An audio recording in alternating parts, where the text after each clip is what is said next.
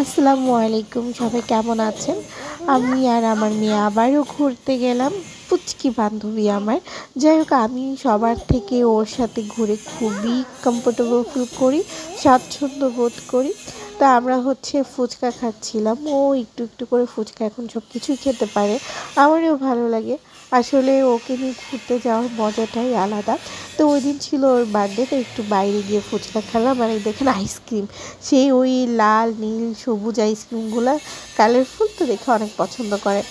আর এখানে উনি দাঁড়িয়ে দাঁড়িয়ে দেখছেন কোন জিনিসটা আমি নিব, হ্যাঁ কোন জিনিসটা আমি বায়না করব, সে দেখছিল। আর আমি তো মানে পুরো ভয়ে আছি সে যে কী করে।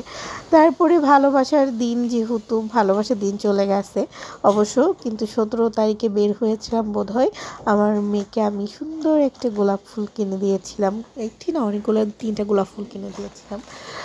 তারপর বাসায় আসলাম। বাসায় এসে দেখেন গোলাপ ফুলগুলো তো আর ছিঁড়ে ফেলা লাগবে না, এই গোলাপ ফুলের দামই নিয়েছে 150 টাকা। তারপর আমি রাতের ডিনার সেরে ফেলি, সেটা ব্ল্যাক কফি খেয়েছিলাম আর ডিম খেয়েছিলাম। আর অনেকগুলা খেজুর নিয়ে এসেছিলো বাসায়, খেজুর আনা হয়েছিল। তো খেজুরগুলো একটু ভিডিও করলাম, ভালো লাগছিল। অনেক খেজুর, মানে এখানে 10 কেজি খেজুর। আমি খেজুর খুব পছন্দ করি, আর যেহেতু আমি ডায়েট করি সেক্ষেত্রে আমি খেজুর পছন্দ করি। আর এই দেখেন, গিফট পেতে না কারই ভালো লাগে। এই চাদরটা আমি গিফট পেয়েছি, এত ভালো লেগেছে যা বলার মতো না। মাঝে মাঝে আসলে এরকম গিফট ভালোই লাগে, মানে খুব ভালো লাগছিল। যদি নতুন চাদর বিছানো হয় সেক্ষেত্রে রুমের লুকটাই চেঞ্জ হয়ে যায় আর মন মানসিকতাও ভালো থাকে। আল্লাহ হাফেজ সবাই।